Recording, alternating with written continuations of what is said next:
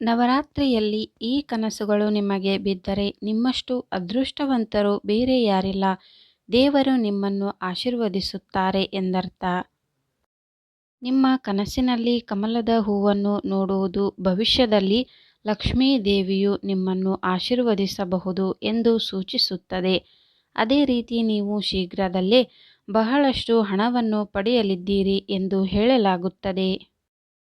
ನಿಮ್ಮ ಕನಸಿನಲ್ಲಿ ಜೇನುಗೂಡು ಕಂಡರೆ ಅದು ತುಂಬ ಶುಭ ಸಂಕೇತವಾಗಿದೆ.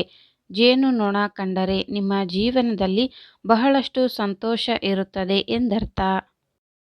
ಕನಸಿನಲ್ಲಿ ಯಾರಾದರೂ ಹಾಲು ಕುಡಿಯುವುದನ್ನು ನೋಡುವುದು ಆರ್ಥಿಕ ಲಾಭದ ಸಂಕೇತವಾಗಿದೆ. ನೀವು ಹಣದ ಕೊರತೆಯಿಂದ ಹೋರಾಡುತ್ತಿದ್ದರೆ ಮತ್ತು ನೀವು ಕನಸಿನಲ್ಲಿ ಹಾಲು ಕುಡಿಯುವುದನ್ನು ನೋಡಿದರೆ ನಿಮ್ಮ ತೊಂದರೆಗಳು ಶೀಘ್ರದಲ್ಲೇ ಕಣ್ಮರೆಯಾಗಲಿವೆ ಎಂದರ್ಥ.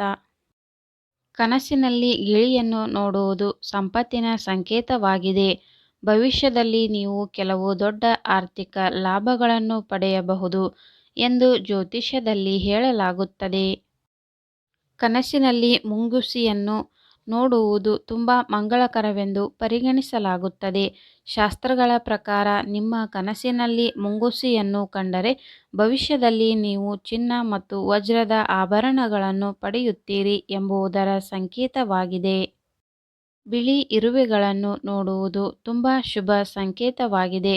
ಕನಸಿನ ವಿಜ್ಞಾನದ ಪ್ರಕಾರ ಬಿಳಿ ಇರುವೆಗಳನ್ನು ನೋಡುವುದರಿಂದ ಭವಿಷ್ಯದಲ್ಲಿ ಹೆಚ್ಚಿನ ಹಣ ಗಳಿಸಬಹುದು ಮತ್ತು ನೀವು ಬೇಗನೆ ಶ್ರೀಮಂತರಾಗಬಹುದು ಎನ್ನಲಾಗುತ್ತದೆ.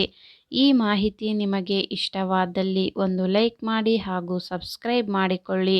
ಇಂತಹ ಯೂಸ್ಫುಲ್ ವಿಡಿಯೋದೊಂದಿಗೆ ಮತ್ತೆ ಸಿಗೋಣ. ಈ ವಿಡಿಯೋ ಕೊನೆತನಕ ನೋಡಿದ್ದಕ್ಕೆ ನಿಮಗೆಲ್ಲರಿಗೂ ಧನ್ಯವಾದಗಳು.